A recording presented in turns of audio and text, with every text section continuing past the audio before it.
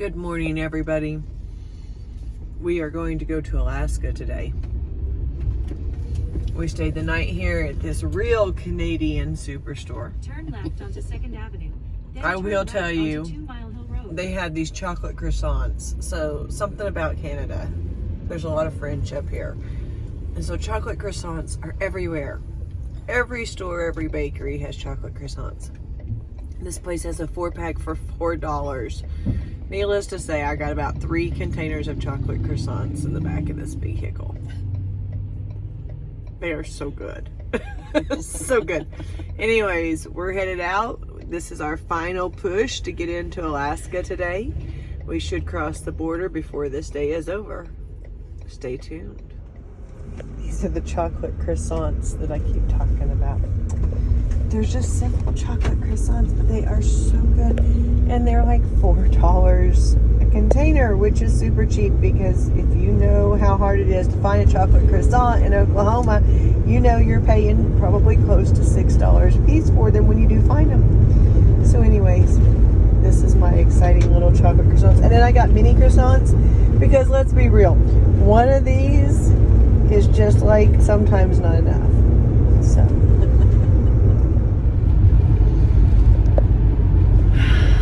if you guys watched yesterday's video, you know that I booked Dana a glass blowing session last night in New York. Well, I just want to say that those people are amazing, and I wrote them a letter explaining to them what I had done, and they very graciously refunded me the cost of the class that we missed because we are in Yukon. So thought that I'd tell you guys that if you're ever in New York, check out the Corning Museum of Glass. They do offer classes. You can go in and make an ornament or a piece of like statuette kind of thing. Anyways, they got all kinds of cool stuff. Check them out if you're ever over there. And thank you guys for refunding us that money. That was very gracious of you. Well, that's pretty.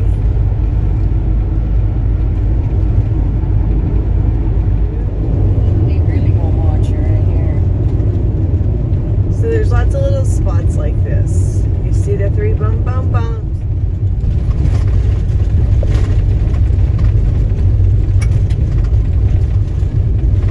Thank God it's not like this the whole way. Yes. It was originally. Yep.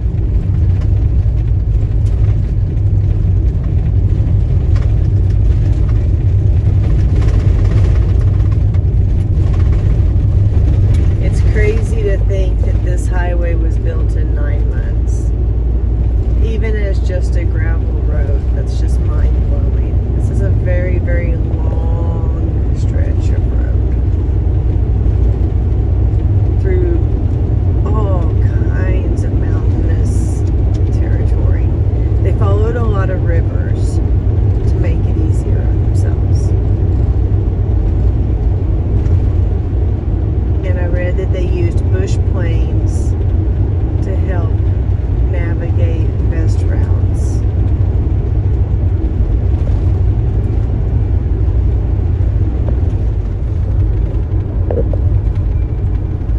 Okay, there was a sign just flashing a minute ago that says wildfire ahead, do not stop.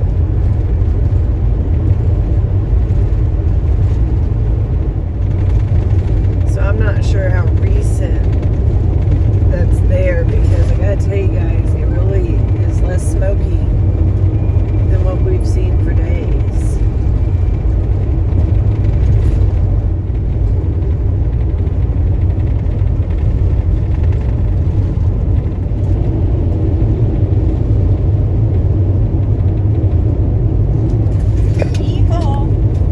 Bumpy, bumpy, bumpies. Oh shit.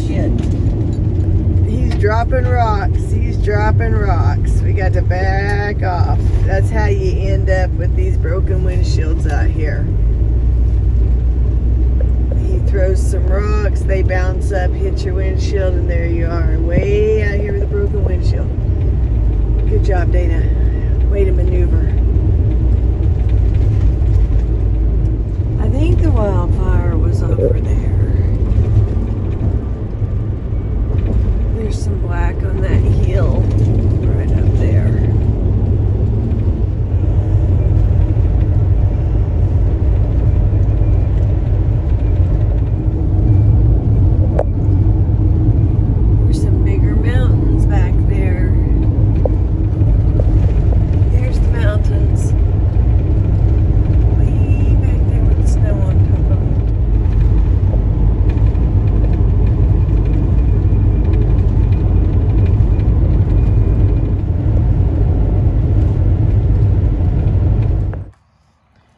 So Kennedy and Hubbard are behind right there.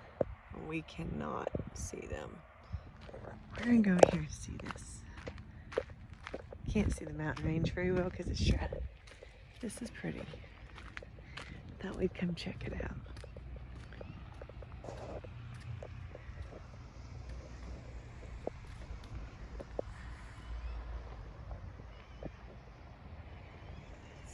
The Salmon Run. It was donated in 2016. The Sitka spruce was a gift from Pete Watson, and it was crafted by Bob Braun. That's beautiful. Sitka spruce. And then check it out across the street. I'm not real sure what that is or why it's there, but it's kind of neat. It's got the goats and the moose up on it. And then over there, behind it, that's the Alcan Motor Inn. That's a famous stop. It's been here since the highway was created in 1949.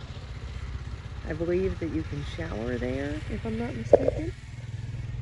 And then we're gonna go over here because the whole reason why I made her stop was because I wanted pictures and video of this sign over here. Highway, Anchorage and Fairbanks.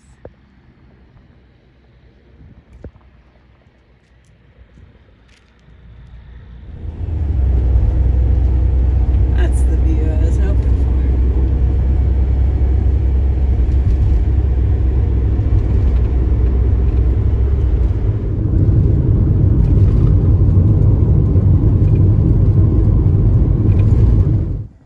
We stopped here at this little pull out to have some lunch. I just want to show you guys the view. It's gorgeous. You can see the river down there. The glaciers up there. Or that's probably the Cluan ice fields. That's probably what that's considered. Really beautiful. Back on the road and look at that. Isn't that a cool view? Look at that, guys. That made me say, oh wow.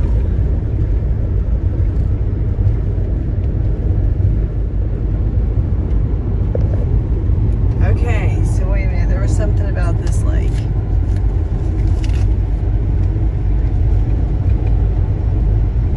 Let's see if I can find it. Okay, between 300 and 400 years ago, Casca-Walsh Glacier advanced across the Slims River and closed the drainage outlet of Cluan Lake. The water level rose more than 30 feet and the lake's drainage reversed. Water that had flowed south to the Gulf of Alaska carved out a new channel at the northeast end of the lake to connect with the Yukon River system. Instead of traveling 140 miles south to the Pacific Ocean, Cluan Lake water began a journey 10 times longer north to the Bering Sea. When the waters receded to their present level, the lake's drainage had been permanently altered. The highway crosses what is left of the Slims River at the south end of the lake. Looking across the lake from the highway, beaches from the former lake levels can be seen on grassy slopes up to 40 feet above the present shoreline.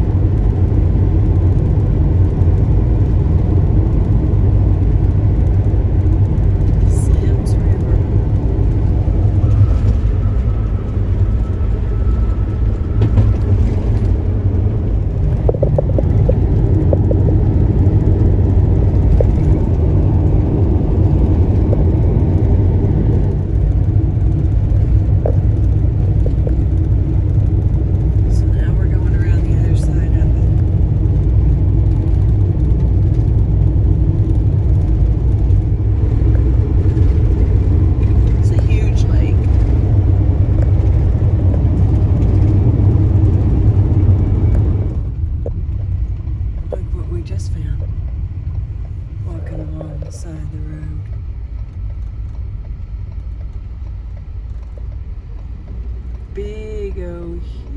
Huge size grizzly. He's like, what y'all want? I'm eating my beer. Wow. That was so stinking cool. He was huge. Wow. Did you see him look at Dana as he walked by? Like, hey, what are you doing out here? You got any berries in there? 1672 kilometers. So cool. We have some questions. So, we just saw this huge grizzly bear on the side of the road. And I mean literally on the side of the road. And then we just passed a motorcycle a little ways down, I don't know, probably 10, 15 kilometers down the road. So the bear's probably gone. No big deal. But my question is, as a motorcyclist, or even more susceptible, I would think, would be a bicyclist, how do you handle riding out here with things like that big old grizzly bear potentially being on the side of the road? Do you, if you spot it in advance, stop and try to give it time to clear the road? Do you go really, really fast and hope that you can outrun it? I mean, I'm just wondering what you guys do. Let me know. So this section of road is pretty much always under construction because underneath us the dirt is ice-filled dirt. And so as it melts and freezes, it causes heaves and dips in the road. As you can see, we're driving on gravel, dirt.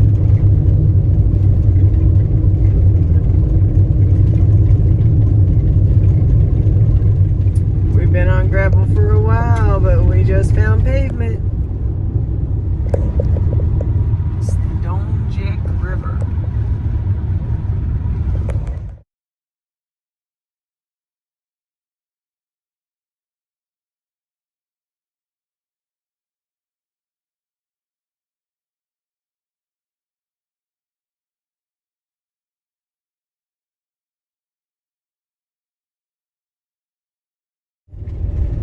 Say that again. I said not great pavement either.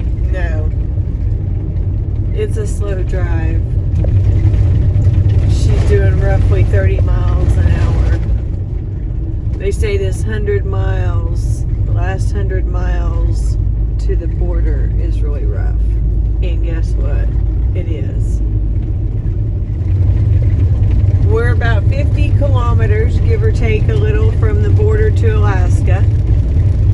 We've seen a lot of gravel road in the last, probably 50 to 60 miles at least. It's been slow moving. You can see there's been some burnout here. I don't know how old it is, but it doesn't look very old. We did see a little black bear back there, but he was really hidden in the bushes and we saw him at the last minute, so there's no video about him.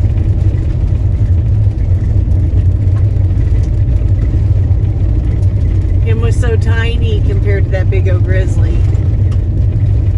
I didn't even see him. Yeah, see, they didn't even get to see him. It was fast. He was just, just barely the top of his head was showing. And he kind of, I think we startled him, and he kind of poked his head up and turned around and then disappeared. Almost to Alaska. That weather sure acts like it wants us to stop, but we'd like to keep going. We're 98 miles out from Toke. Which would be really our end goal if